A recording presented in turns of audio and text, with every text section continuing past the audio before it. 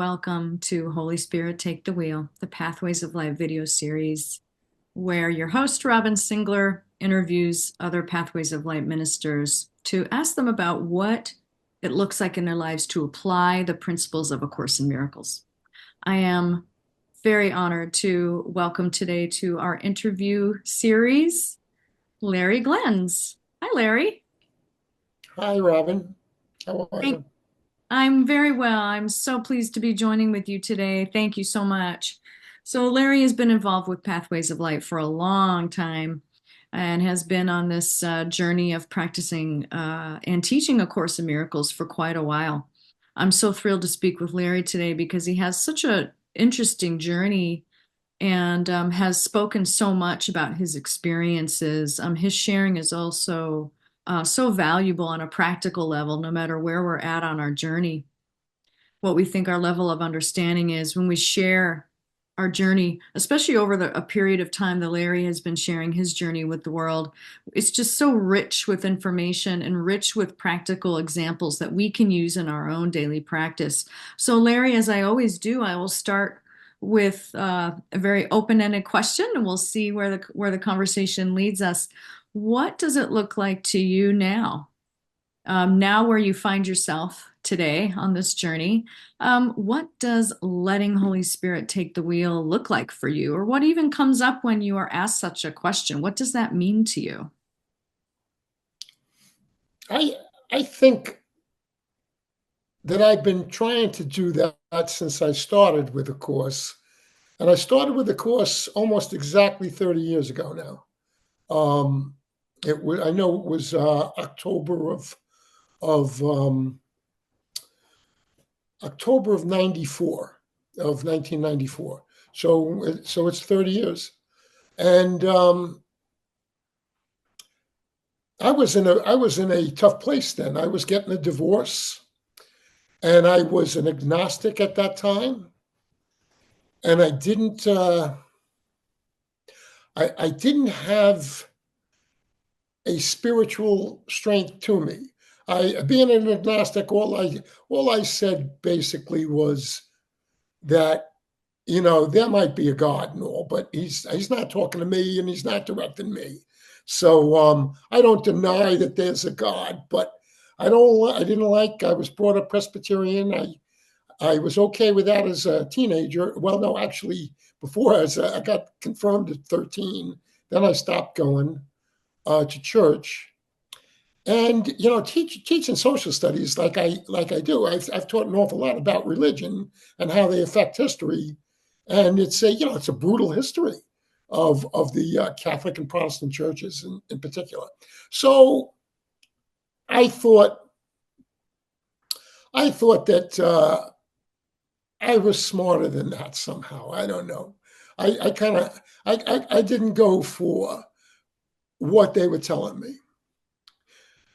And there's a great spiritual strength that I was missing. And when I got divorced, I wasn't really ready for that. And I was moving out of my house. I was taking one of my two kids with me, and the other one, my son Matthew, was staying with my ex-wife to finish high school. He was a senior, and my son Kevin was coming with me, and he was in seventh grade, and he was going to come to Lynbrook, and that splitting up the family. I mean that shakes you up. At least it shook me up, and the whole idea of my future at that time uh, scared me. It scared me. I was 44. I was losing my hair. I was gaining weight. I hadn't dated in 1,000 years, and I wasn't. And my family was split in two. Even though we had free range, the kids could come back and forth, with us, and we could visit each other's houses. It's still there was. I was living with my mother. I bought a house with my mother, and so it was my mother and my son Kevin and I. And I don't know if I was miserable, but I was scared. I was definitely scared about how this was going to go. And someone, a friend of mine, um, handed me a book. No, he handed me a book on tape. He handed me a cassette tape of Marianne Williamson's Return to Love. And it was on a cassette tape. And he said to me, look, a friend of mine gave me this. He said it helped him through cancer. And I thought, you could give it a try. So I had a cassette player in my car, only in my car, and I put it on. And I had never heard of Marianne Williamson, and I had never heard of A Course in Miracles. And but I liked it right away. I liked her voice. Of course, I checked out the cover to see what she looked like, and she was beautiful. And she spoke with a spiritual confidence, it seemed like.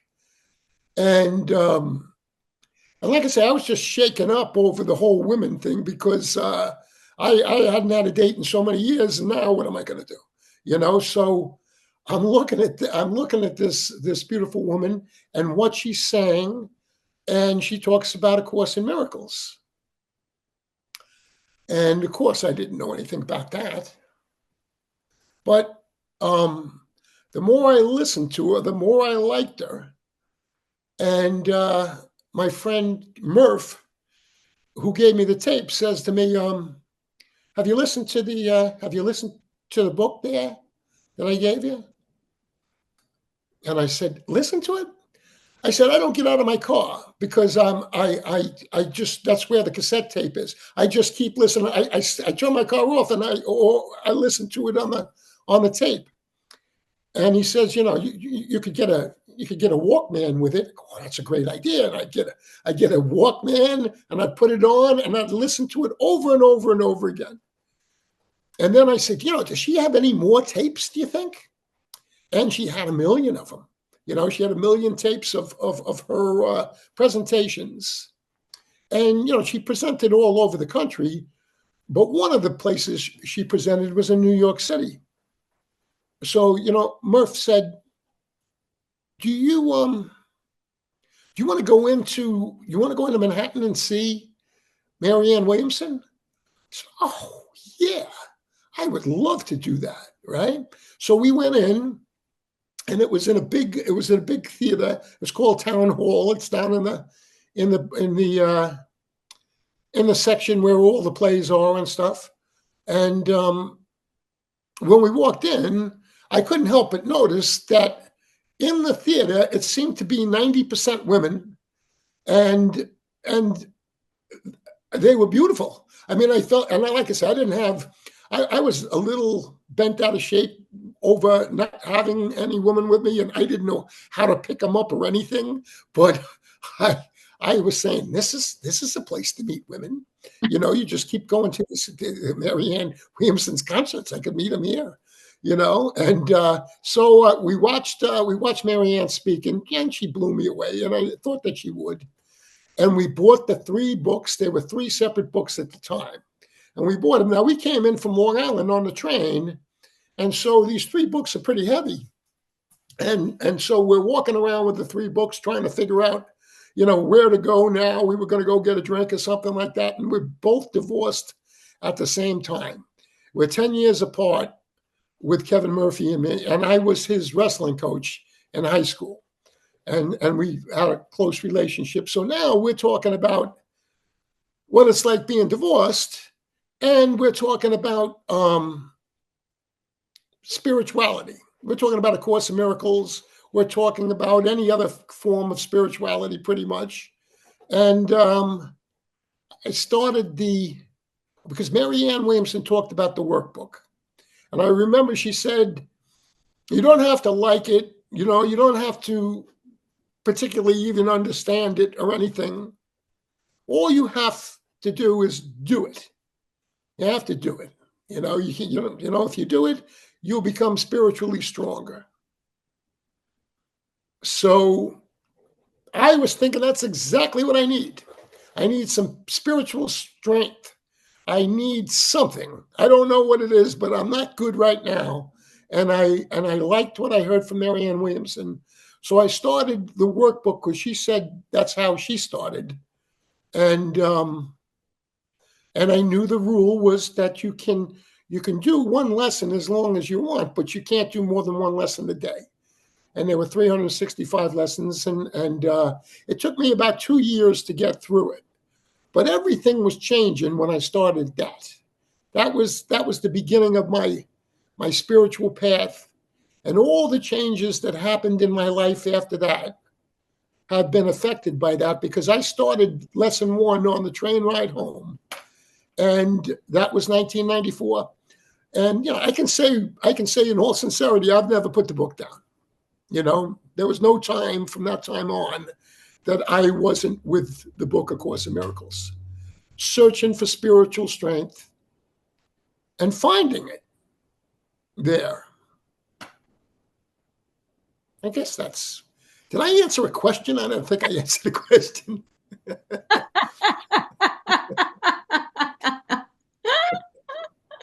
That's a good question, Larry. I don't know if I answered the question. I got rolling though. Well, that's what we do here. That's what we do here. Um, Okay. So that's how I got started with the course. that's kind of the chapter. Yeah, it's like the introduction, I think is what that is. So, one thing that really stood out to me, that you just said a moment ago, you recognized that you were looking, or it became clear to you that you were looking for spiritual strength. And what you said is, Yes. I wasn't doing well, or I wasn't liking how I was feeling. I knew that what I was doing wasn't working, and then I needed something else. And then this came into your life through this series of conversations and things that were completely unplanned and took you by surprise, especially as someone who wasn't really interested in this sort of thing previously. So that is what came to mind as something to really acknowledge, that the course talks about so much. When I just acknowledge that simple fact that you just said, I don't like how it's going right now. I know I don't like how I feel. That I can say. If I can say that, if I'm in distress for any reason, and I can just simply admit how I'm handling it is not working. I don't like feeling this way, whether it's fearful, anxious, etc. Any way that is felt or is experienced in our lives. If we don't like how we feel, we have a choice. Actually, there is a choice that suffering is optional. I think for me, that is one of the most that is the promise that is held out to us, that we actually can live our lives without suffering. Now, that seems like an incredible statement. Just saying it seems very bombastic, because you don't really hear about that much in the world, that's even possible. It seems that most of us are in an attempt to sort of lessen suffering, but there's this inherent belief that suffering is just a part of life and that we're all sort of doomed to that. We have our suffering, and it's required. So I guess that's where I find myself listening to what you were sharing there, and the hope that that holds out to us as people, that maybe there is another way of doing this. Maybe there is another way of looking at this. Maybe I don't have to be the victim of my circumstances. So I really find that so powerful that your sharing included that, because it's something we can all understand and all relate to, that there is suffering as part of being a person on this planet. It seems inherent, and yet there is a way to break that cycle of suffering that we all seem to sort of go through. What comes to mind when I share that, Larry? I think that that's the key thing that I learned, that I don't have to suffer, that I can have a good life no matter what happens. I can have a meaningful life no matter what bad things happen to me. Um, I can get through it with Holy Spirit. And the more I practiced, the more I believed that Holy Spirit's got my back. That Holy Spirit is in me. Something I didn't have before that. You know, and that there's really nothing that I can't overcome. Now that sounds pretty grand, but it that's what it's saying pretty much to me, that there's nothing I can't overcome. And so divorce is tough for everybody that goes through it, but it's not uncommon, obviously, divorce. But you know, I I kind of considered myself a tough guy. I was a football, wrestling, lacrosse player and coach, and I thought I thought I was a tough guy, but you're not. You're not a tough guy. Yeah, the things that can shake you up usually have something to do with family, and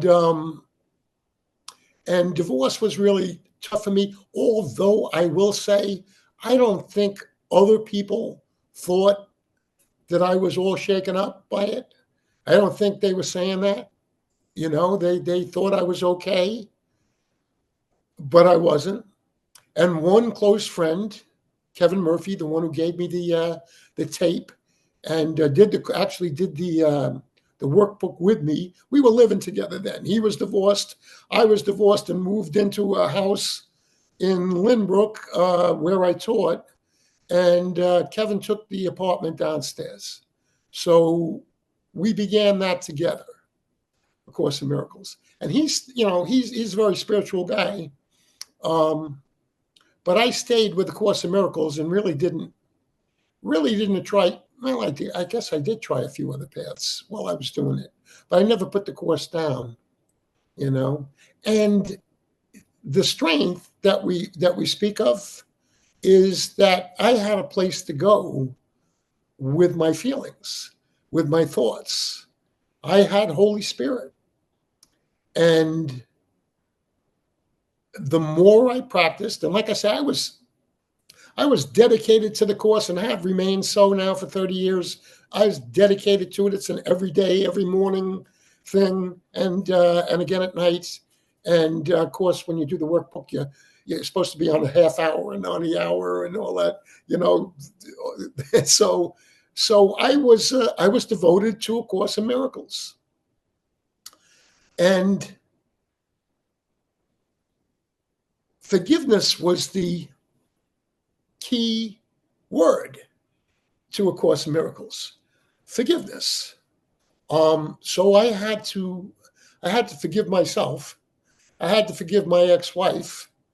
Um, in order to get past this, I had to let it go.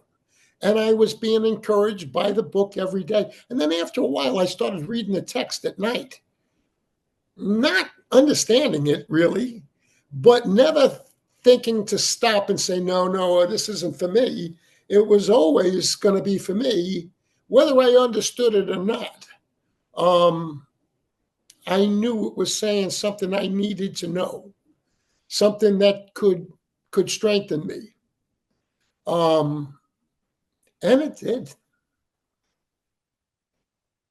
Hmm. So, Larry, you've mentioned, and of course, the name of our video series is Holy Spirit, Take the Wheel. What is the Holy Spirit to you? So, I just call this out because in as students on a path, we have a language and we have things that we say that we kind of assume that we know what we're talking about here. But what does this inner guidance system, what does this source of comfort and information that I thought was very profound that you just shared? You had somewhere to go with your feelings. You had somewhere to take them. It's like we take ourselves to our inner guidance and we receive guidance. It's our inner advisor. How does this guidance system in your mind show up for you? What does that look like at this point in your journey? Well, one of the lessons is into your presence I will enter now. I think that's how it goes. Into his presence, into your presence, into his presence would I enter now. And I thought that that was great. If I said that to open up, okay, Holy Spirit, I'm here now.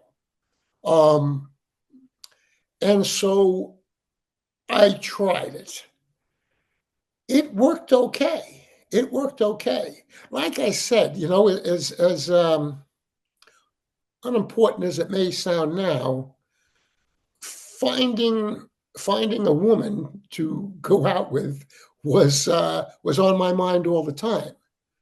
And like I said, I didn't have a lot of confidence in that area, so I put it in Holy Spirit's hands. I know I did that because I kept a journal from the time I started. And I'm so glad I kept this journal, and I've been keeping a journal ever since. That's when I began it. And I would write to Holy Spirit because I wanted to have a record that I was connecting to him. I didn't want to. Did I remember to go to Holy Spirit? Well, I would write down in the morning, my thoughts and so forth, and my desires and what do I do, and and was, I guess, not fully convinced that Holy Spirit was going to take care of it, but I was hoping so, and it seemed like everything was going to fall in place for me when that started. You know, I found a girlfriend. Um, I I gained confidence back in myself somehow.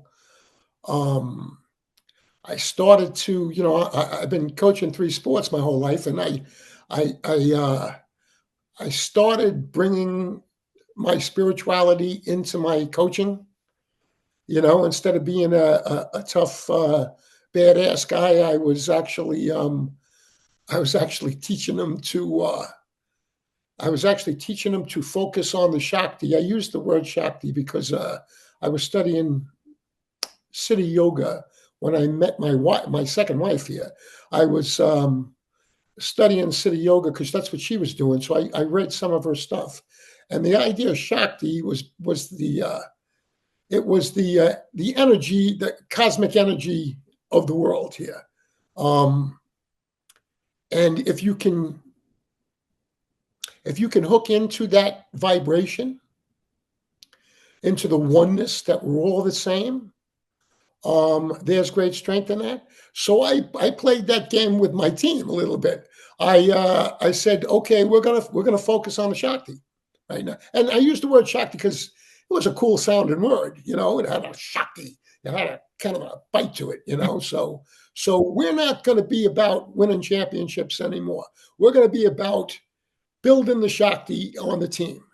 And if there's 40 guys on the team, all 40 are equal in building the Shakti.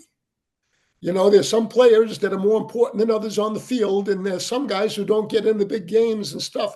But you're as important as anyone else in sending the Shakti from your heart to their heart. And they bought into this, believe it or not. They bought into this, and we talked about it all the time. And they put Shakti on their helmets, and they put it on their sticks, and they were all in. And we were always a good team. We really were. But all of a sudden, we were two-time state champs right away. And to show how rare that is, those state championships are the only ones in the history of Lynbrook High School, which began in the 1800s or something. So it was a really unusual thing. But even though I'm not the head coach of that team anymore, and 20 years later or whatever, more than that, it's like 25 years later, they're still talking about Shakti because the coaches, the guys who are coaching the team now were underneath me as assistants and stuff. And yeah, it's still there's a spiritual bend to Lynbrook lacrosse to this very day. I don't know how I got to that point, but I don't think you asked me a question on lacrosse or anything. You know? Oh, I love it.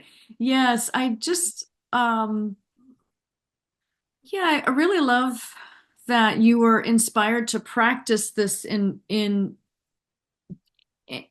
what I find is something that I've been working on now as a long-term student and someone who could be said to be a teacher or a facilitator, just a companion for others that are doing this work as well.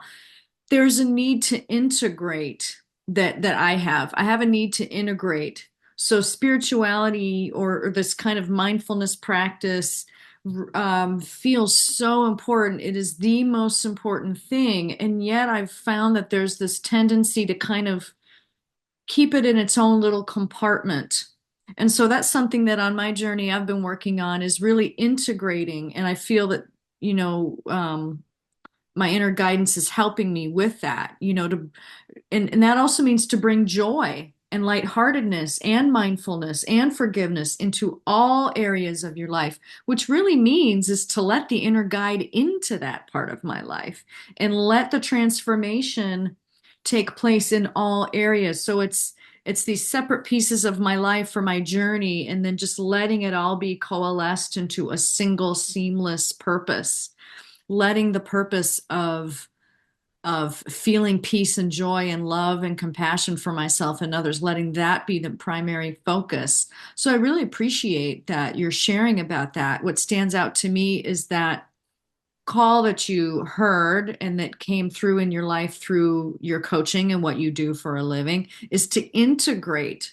Don't keep it kind of set these ideas about oneness, about unity, that our thoughts matter actually, that we are the dreamer of a dream, and so our thoughts are actually very important. We're so used to devaluing ourselves, and we're a culture of invisibility, really. If you can't be special, then you must be invisible. There's all these strange kind of cultural norms that we come up against as part of our practice that are calling to be let go of. So I that letting it just letting it take over your whole life and giving your whole life in all those different areas to inner wisdom, to this knowing in your mind and in your heart that just really wants to take all the burden of suffering or pain or struggle away. I find that so important. What comes to you when I share about that? Maybe that was never anything that you had to focus on, but for me, it is. So I really appreciate you sharing about that. I think that's true, exactly what you say. I had to apply it to my life. So my biggest passion. I mean, I was a history teacher, and I love teaching history, but sports are a pretty big passion for me. And to bring it, you wanted every coach wants to connect this team. They want them all connected up. This was a great way to do it, and you had we had a sign. I mean, if you look someone in the eye, right, and if you're close to them, you can touch their heart, or if you're away from them, you touch your own heart, and you just shake your head, and that means that we're sending Shakti to each other. So the team would all do this, and like I say, the guys who were on the sideline, they became really important in building this energy. And they love the fact that even if they can't shoot a goal or run fast or whatever skill it takes, they are contributing on the most important thing, and that's building the Shakti, the oneness. And to this day, now these guys are in their 40s now, the guys that were on that team, and they're coaching their little sons and stuff well, some of them, I guess, are growing up into high school kids, but they tell me all the time that that's what they want to do. They want to bring that oneness. They want to bring that close unity that they'll never forget, that they're brothers forever. That's another term that you use, brothers forever, and that they're giving that same thing to them. And they call me and tell me about it. They give me instances of how that's working out for them, you know. And their wives. I mean, sometimes I meet their wives, and they say all they do is talk about you and the Shakti, you know. that's, what else could you want, you know? It was a great thing. So, you know, that being one thing. But now problems come into your life, right? And then the biggest one that ever came into my life was my son, who was a great player on those two teams that won the states. You know, these were his friends, and this was his team. And he was an All-American, high school All-American, and he got a scholarship to UMass and stuff. And somewhere in that college experience, he picked up opiates, and everything changed in him once he became addicted to opiates. And we spent 7 years of rehab and recovery and relapses, and lots of rehabs and lots of relapses and periods of recovery.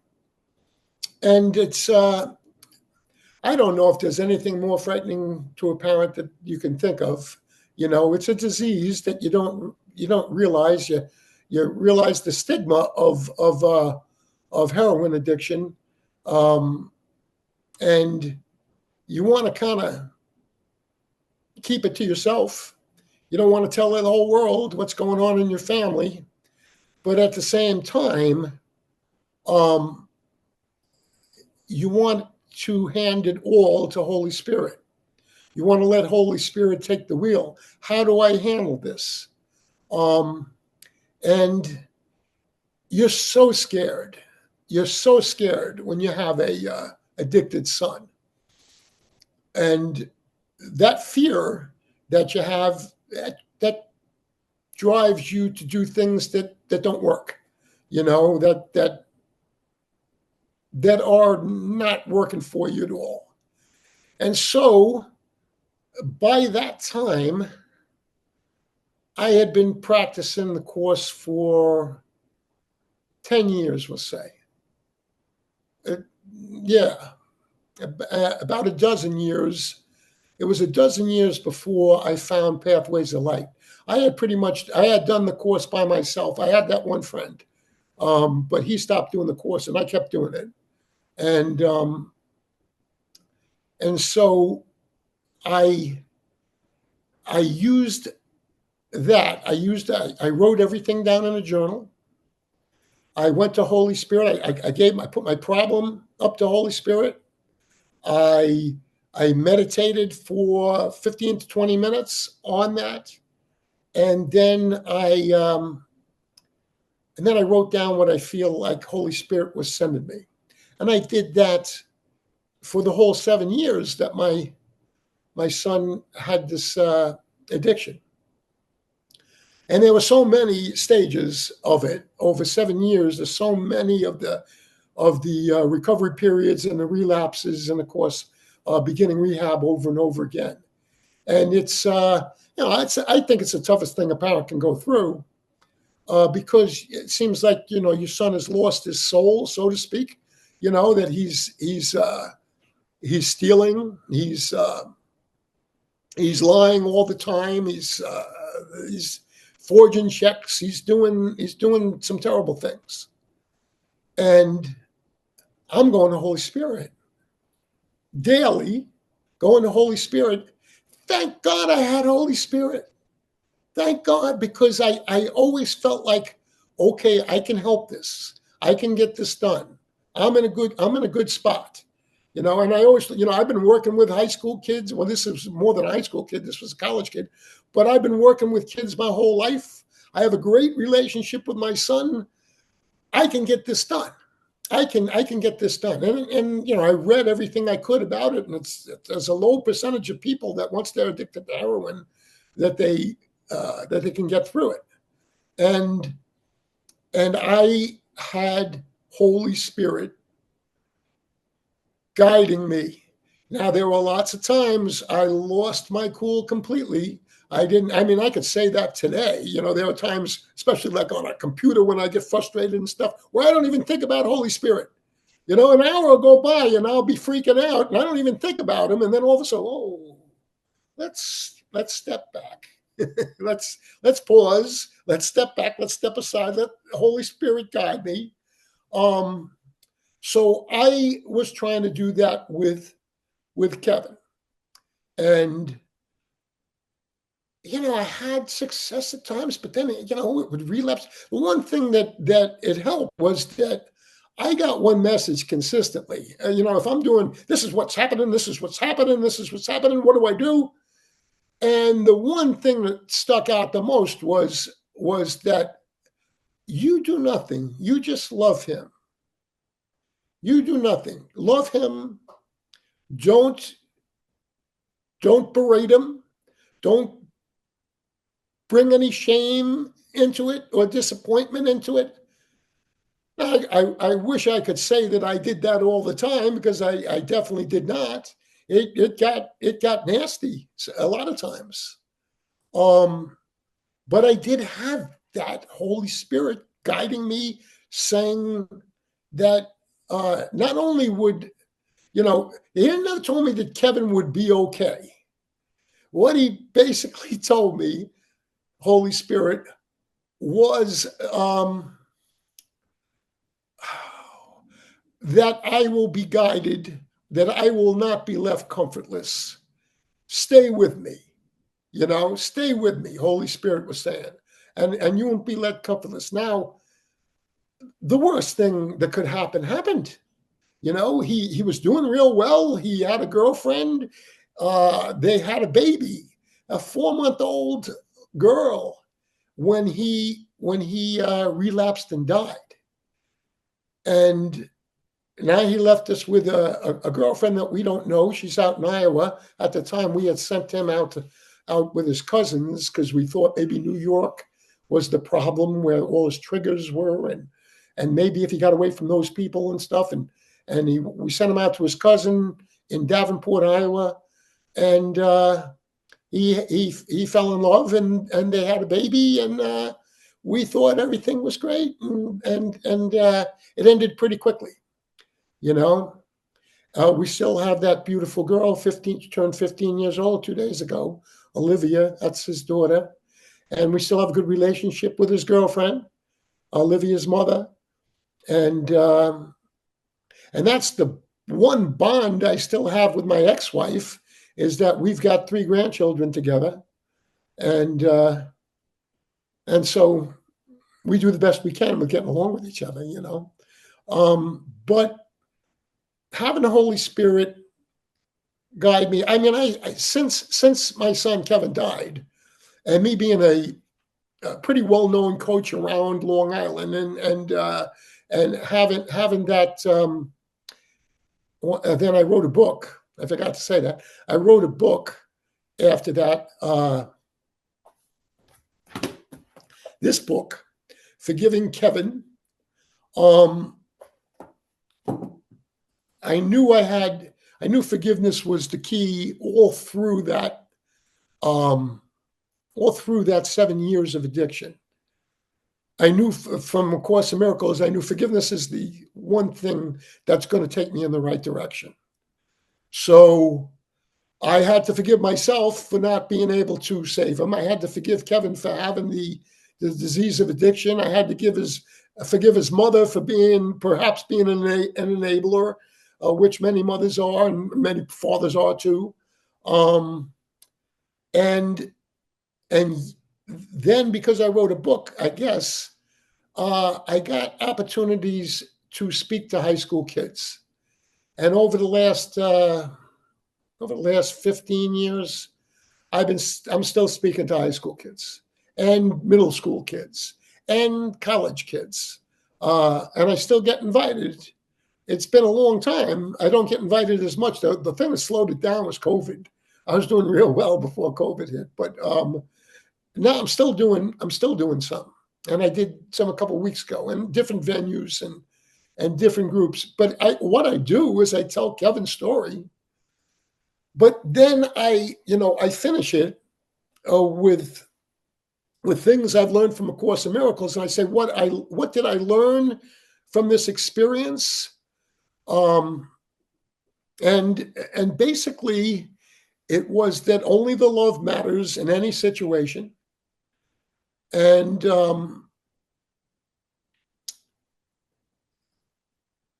the the the spiritual. I said the great strength is found from a spiritual connection. At least that was my experience. I said to get through it, um, that's kind of the key to that. And I remember going to. I knew I was going to be speaking, and I live in New York, but um, Robert and Mary were down in Ormond Beach, Florida, and I took my. I was leasing a very hot Mustang convertible, and I took a ride by myself down to see them, and spent like 3 or 4 days with them in their home, and talked to them a long time, and and came up with these three bullets that only the love matters, forgiveness is the key to happiness, and great strength comes from a spiritual connection, a connection to spirit. And I said, look, I know I'm speaking in public schools and I'm not trying to talk to you about God and so forth, but if you want to know why I can talk about this and help people, and I've talked to so many people who have lost their son, and there's one thing you can't help but notice: they all feel guilty. And of course, A Course in Miracles tells you that guilt is never justified. And so my job basically with them is to tell them it's not their fault. But perhaps they don't have the spiritual connection. So you can tell them it's not their fault, and they're going to believe it still is. And that they may never have they don't expect to have a good day the rest of their life. And the book that I wrote kind of mirrors what they've gone through. It's something that most addicts go through, and the fact that I came out of it with nothing but love for my son Kevin and nothing but appreciation for all those who tried to help, because when Kevin died, I was inundated with love from all the students that I taught over all those years. I was a teacher for 36 years, and coaching all those people came to me to love me up. It was something that you couldn't deny, that Holy Spirit was sending love to me through my brothers, through other people that many of them I hadn't heard from since they graduated school. So it was there was a spiritual strength in me that I wish I could give to other people. I wish I could have given it to my son. That's what I was hoping for. Why can't I give it to my son? And I kind of found out that that's, you work on yourself, and the teaching that you do, it just comes from your example, your demonstration, not pretty much the words, but if the parents that have lost their kid and they're still losing them, all the time, somebody's losing them, and somebody's recommending me, you should talk to Larry because he's been through this. He wrote a book. They give him the book, and they contact me, and we talk, and they're good with me, but it doesn't seem that they've got the strength I've got from it.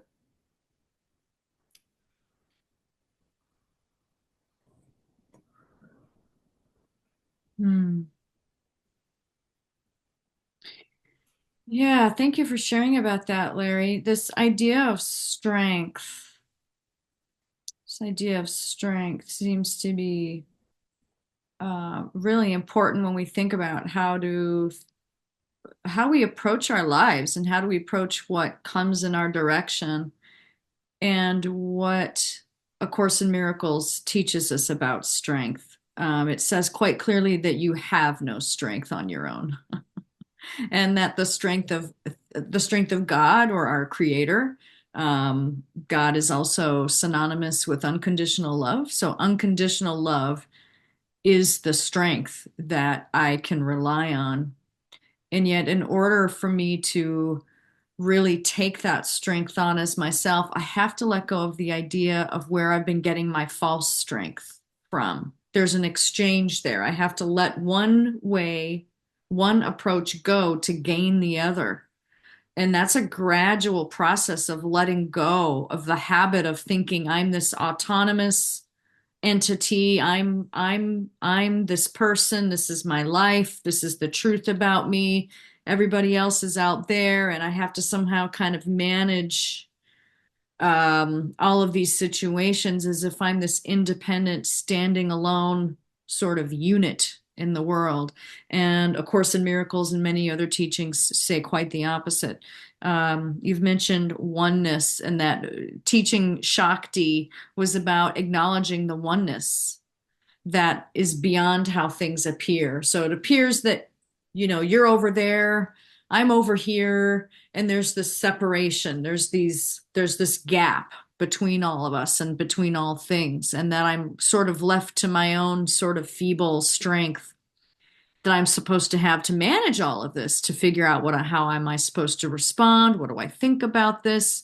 How do I conduct myself? And so on. So this idea of gaining strength that is certain and having to let go of the false, what we would call ego or the false self, letting go of that idea of strength. What comes to you when thinking about that? Because, I mean, everything that you've shared is. I think about there were pathways people that had the same experience with their child that I had, and I remember one that committed suicide by uh, by putting himself in front of the train uh, to let a train run him over because he was so ashamed that he was a drug addict and he couldn't stop, so he killed himself that way.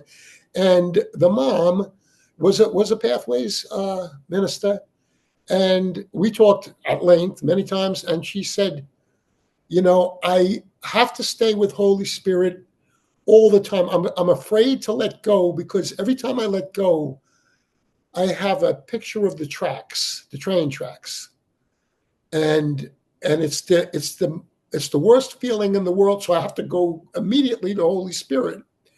And she seemed to do well. She seemed to improve greatly, I thought, and I was encouraged that here's somebody who's admitting how awful the thought of it is, but saying I'm afraid to let go of Holy Spirit. I don't want to let go for a second.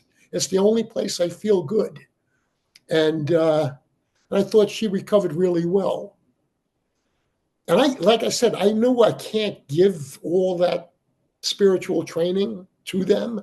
They're not asking for it, and they've got to find their own, I'm sure. But to those who have it, of the woman I speak of. Um, it works. It works. So, Larry, I have a very practical question for you. What does it mean to not let go of the Holy Spirit? What are we actually talking about here? What are we talking about? I think it's meditation, morning meditation. I think I guess it could be open eyed. You could be walking or on a bicycle or driving in your car or something like that, and you say, okay, that's why I like the lesson. Into your presence would I enter now? Okay, into your presence would I enter now? I'm with you now. So I know I have locked into this, and I may forget and start having other thoughts. But if you have a daily spiritual practice where you go to God, you meditate, you come into God's presence, you get quiet. I did this every day, and I know a lot of times my mind would just go all over the place, and I was working, so I'd have to get up a half hour early or something and do this. And then one day I said, I was thinking about something else the whole time. I don't know if I did anything worthwhile at all, except for blow a half hour or whatever it was. But you don't blow a half hour. If you go into Holy Spirit's presence and open yourself to it, even if you think nothing came out, something's percolating in you from doing that. And I gained confidence when things seem to go well. Um, so I say the big things in my life was that Holy Spirit helped me with was the divorce and losing my son. And then I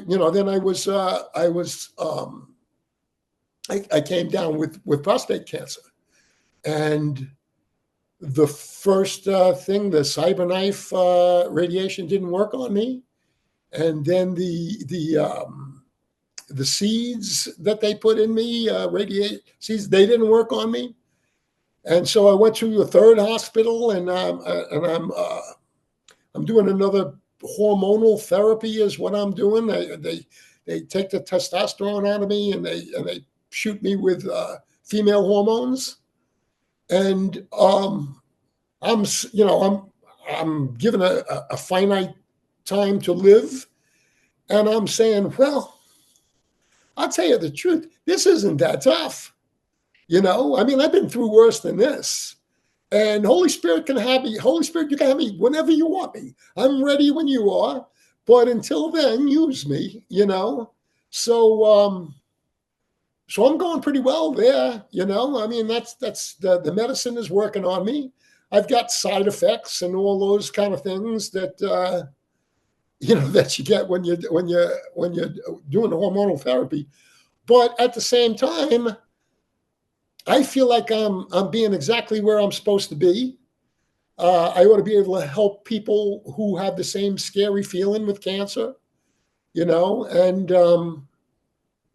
and again, Holy Spirit, it's up to you. I wouldn't want to live a long time really sick, but if that's the plan, because I am a teacher of A Course in Miracles, and I know that to be a teacher, you do it through your demonstration. So instead of complaining and whining about why me, I'm not doing that.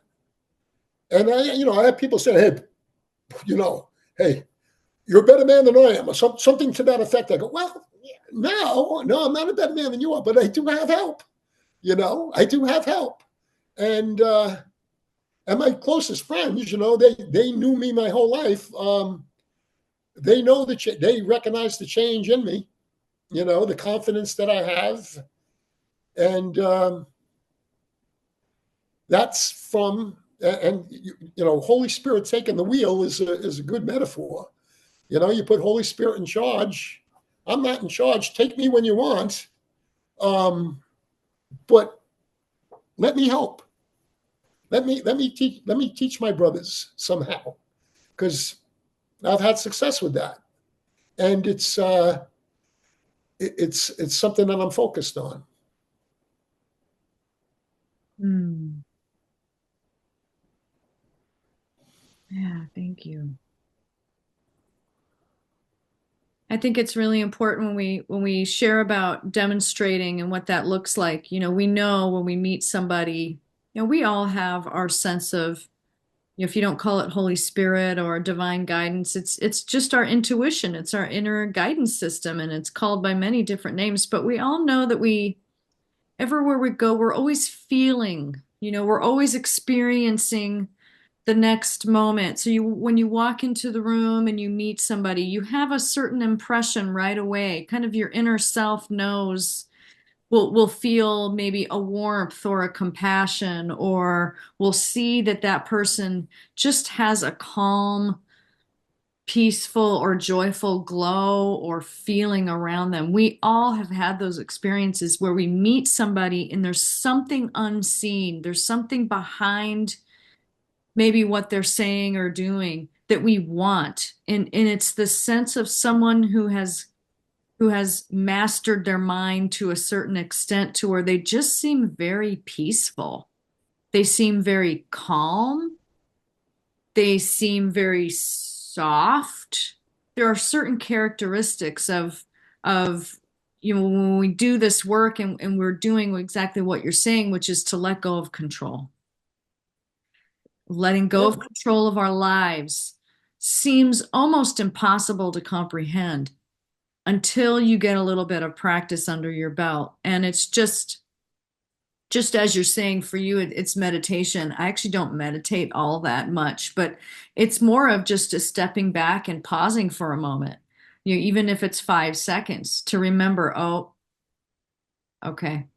I want that higher self in charge. I want that calm self in charge of my mind. So the part that is not calm needs to step back. So that part, so the Holy Spirit can step forward. Um, I think it's really important to just acknowledge that there isn't, we all have this ability to gain more peace in our lives and this strength, this inner strength. It has nothing to do with who you are, what your story is, what your past learning has been.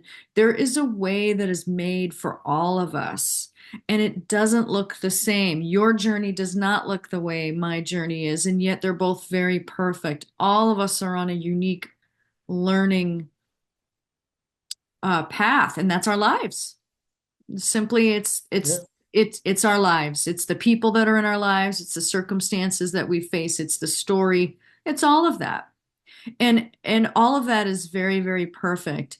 And so to think about being able to demonstrate when I walk into a room, the thought of being that peaceful person that doesn't need to manipulate the conversation to get their emotional needs met, for an example. That's just a practical way that it shows up. When I notice that somebody's not trying to get something and they're just happy to be content and smile, that's it. That's what we notice, that on an unconscious level. We all notice that. And if I want that for myself, then that person is teaching me, oh, it's possible. And I don't know anything about their story. They could be going through a loss in their lives. We all have our problems. All of us as people have things that we need to face that are challenging. We are all in the same boat together as far as that goes. It might look different, but we all have our things that cause us distress. And it's just so powerful to think about the possibility of being that demonstration, being that person in the room who can just be on that nice even keel, to really be a neutral observer and to just show up for the benefit of the whole room or the benefit of the whole family or the benefit of the whole world. and to let love lead the way as we interact with one another. I just find that so powerful. So I want to thank you for using your spiritual learning as a means to then go and demonstrate it in the world, through your coaching and through what's happened with your journey with your son Kevin. And it's just really beautiful that as we allow ourselves to step back and we allow our minds to give up control of our lives, that it's what seems to be terrifying, which is just that, this letting go. There's this belief that letting go is not possible because the situation is too serious, there's too much at stake, et cetera, et cetera. And yet thinking that we have control over our lives, which are so mysterious, is really very delusional. We really, it's just an illusion of having control, is what all of us really have. We don't really have much control over this. And so that paradox of I'm scared, so I have to hang on. That's exactly when it is time to let go, is when I know that I'm scared, when I know that I'm backed up. I can feel that I'm backed up against a wall in my mind or in my heart. That is exactly the time to let go. And then this tremendous relief will come, and then clarity will follow. So it's very different than what we are told, that we have to manipulate, control, plan. Planning is hysterical on this journey. You can plan all day long, and yet if it's not in the divine plan, it is not going to happen, and I will not get my way. And yet when I don't get my way, when surprises do come, those are the deep healing lessons that that that prove to us over time that, oh, it is safe to be out of control. It is safe to admit that I have no idea what's going on here and that really don't know how to proceed. I benefit by letting others have their journey without trying to change them, without trying to fix them so that I feel more comfortable or so that I feel in more control. It just flips all of that back around and allows us to be in peace and to truly be a demonstration and remind ourselves and one another that there is a oneness behind everything that seems to go on in our lives. There's another reality there that is so comforting, and it's just waiting patiently for us to acknowledge. So that's kind of where I'm left with. It's just this wonderful, wonderful reminder that we all have our unique roles to play in our lives, and that we do impact one another. And that if I really take that into my heart and acknowledge that others have affected me and I affect others, and really wanting to come from the best place internally so that I can show up in the most loving way or in the most helpful way. It's just so wonderful to be touching in with that and really thinking about that and receiving those reminders about the gifts that we give and receive through our mindfulness from just building that habit of stepping back at the top of every hour. I have alarms that go off on my phone all throughout the day.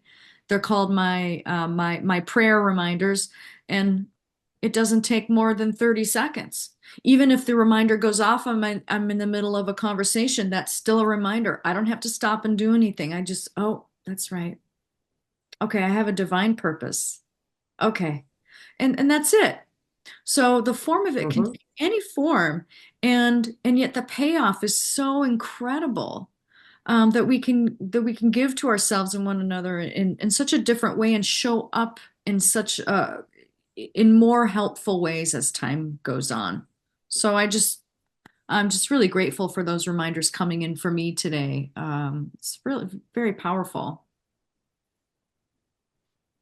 Yeah, these days I'm 74. My friends are around that age, a lot of them, and they get all sorts of illnesses. They get sick, and they're getting old, and And they know that I've got stage 4 cancer. I've got metastatic prostate cancer. It's moved to other parts of my body. And that's very frightening to people. I see that I'm not really frightened, you know? And I tell them that, I tell them there is no death. And then I go, what are you talking about? I go, I don't want to talk about it. But there is no death, right? So I'm not really worried about that. And yeah, okay. Now maybe just getting them to think about that is the demonstration of being one of God's teachers, and the idea of being one of God's teachers, and the book tells me all the time I am one. I love it. I love looking at my life that way. And I love my life. My life benefits from thinking that way. And Pathways of Light helped me a lot. When I hooked up with them, because I was studying it by myself for 12 years. I was studying the book by myself pretty much. And Pathways gave me, people to study with. And I took every course that Pathways has. I had Sharon Zenz was my cooperating teacher. I forget what they're called. But yeah, and just doing the lessons and then talking to somebody about what I did, and I'm still doing that with other people. I'm taking the Pathways courses, and we're reading them together with another person, and that gives you tremendous spiritual strength to have a mind healing partner, as they're called in Pathways. So that's another strength building thing, is having a mind healing partner and what do you want to, you could probably study anything with them, but studying the Pathways courses, that seems to bring you right to where you need to be. Absolutely. Yeah. And thank you for that reminder about, what I just joining with others, connecting with others, linking up with others. That's been, I share that completely with you, Larry. When I found out that there were other people out there, that this strange book that nobody has heard of, it, I wasn't the only one. I wasn't the only weirdo, reading this book. This actually gets you where you want to be. It's the real deal, if it's practiced. And that the practice is strengthened in the company of others who have the same goal, which is, to put plainly, to feel better, just to have more peace.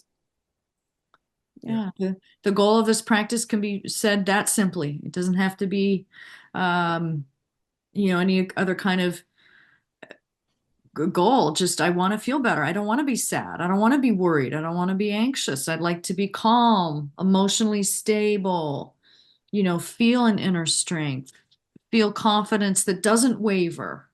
I want the real deal. I want what stays. I want what doesn't change. I want that foundation that's going to be there for me. Where can I find it? And we find that it's within, which is perfect because it can never leave us. Yeah. The Yeah. best tool that we have there is forgiveness, and we're taught that in the course. But I remember in the course, that's the one illusion, because forgiveness isn't needed in heaven, so it's illusion. But it's the one illusion that takes you in the right direction while you're in this dream. And so that's where the focus should be. Let go and let God. Absolutely. And when we join with others, I get practice in communicating honestly. I get practice of looking beyond what's being communicated to this innocent, beautiful person that's in front of me. And I get to know who I am in truth. I get to discover who I actually am. Um, Through seeing my brother or my sister that I'm sharing with and going through this process with, seeing them as innocent. We're seeing ourselves and one another as innocent students in one big classroom. and we're all going through our lessons. I just love that image because everyone knows that children are innocent. And when you're in school, you're there to learn. And as part of learning, mistakes are made and missteps are made. And things can get a little messy. Learning lessons aren't always nice and clean and neat. They can get pretty messy. But it's so safe for us to learn. It's so safe for us to come together and to practice with one another, practice how to be more loving, practice um, how to hand things over to our higher self or Holy Spirit. What does that look like? And so this joining with others is so imperative to gain that sense of love and compassion for ourselves, because oftentimes we would never attack another the way that we would attack ourselves. That certainly is the case for myself. I am my own worst enemy. I'm always I'm attacking Robin for not being perfect enough. And when I Mm. join with others, I'm reminded that if I really am one, if there really is unity at the end of the day, we're all one mind, we're all one love, then if I see anyone as innocent outside of me, then I must be innocent too. I just must be an innocent student, an innocent learner, just like everyone else. No one would imagine walking into a classroom of first graders and yelling at them because they don't know the alphabet or they don't know how to write an essay yet. You wouldn't even think of doing that. You know that they just haven't learned that yet. And that's the situation for all of us. So I just find that so important as I go through my day to remember that we're all doing the best we can with the information and the mindfulness that we can bring to the moment. And that my judgment is not required. My judgment is not called for. And so there's nothing to judge on this journey. We're all doing the best that we can, and we all are navigating our classrooms to the best of our ability. And we're here to do that. We're here. That's what our lives are for. And so it's okay to make missteps. It's okay to be afraid. It's okay to forget the truth. It's okay to forget for a long time and then come back to it. It's okay. It's all going to be okay in the end. And so that takes such the pressure off of our lives to try to get everything right, to try to make it look a certain way. And it really helps me to give myself permission to step back and see everything as a classroom. And that also allows me to lighten up, not take it quite so seriously. I think that's a concern we have in our culture is that there's such an amount of anxiety and social anxiety, and people are on their devices, but nobody talks to anybody anymore, and all of this stuff, and yet, so it can seem scary to join, like it's not a good idea. I need to isolate until I fix myself, and then I'll be okay to be around others. But really, being around others is the way. It's the way for us to learn that we are innocent, even in our messiness and in our brokenness, and when we're struggling and when something's happening that it's uncomfortable to talk about or whatever.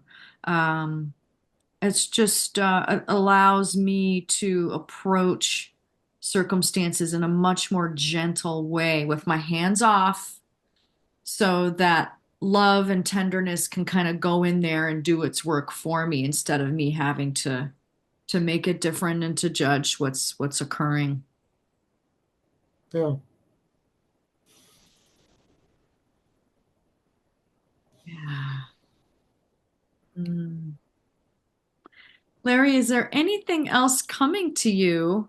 I think I've asked everything that I wanted to. Is there anything that you're left with as far as any parting messages before we end our time together?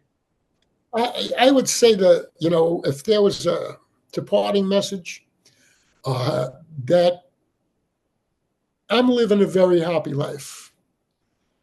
Um, I'm lucky in so many ways, and I've got a lot of friends, and I've got enough money for my pension, and I'm playing golf, and I got a dog that I walk 4 times a day because I live in an apartment and I can't, I don't have a backyard. And I'm meeting people all the time. Um, and I'm happy, and people can see that. And some people say, he's been through a lot, and by the way, he's got stage 4 cancer, and they go, that guy does, and it makes me feel good that people see a piece in me. At least they tell me that. Even my nephews tell me that. They say, "Well, you've got a certain piece to you," and I go, "Really? Yeah, you see that too? That's nice." But yeah, I feel blessed to have this guidance, to have Holy Spirit's guidance. Um, and it's a process. I mean, I think people quit, trying, or they do it for a little while and it doesn't work for them. But I think a daily spiritual practice is going to give you a great connection to Holy Spirit. And what else? What else is there? Indeed. Indeed. Very well said, Larry. Thank you so, so much for everything that you do. Thank you for your beautiful demonstration. Thank you for joining with me today. And Thank you for the invitation. Thank you. I'm honored to be invited to do this. oh, And I love doing something for Pathways of Light. So thank you. well, thank you. Thank you. I'm just thrilled to be in this position to join with you all and to let what's helpful come up and to be shared online. So it's really, really beautiful. Thank you so, so much. And And thank you so much for joining with us today. I hope you enjoyed our interview, and we wish you blessings of peace and contentment today. Yeah. Thank you, thank you, Larry. Robin. Bye bye.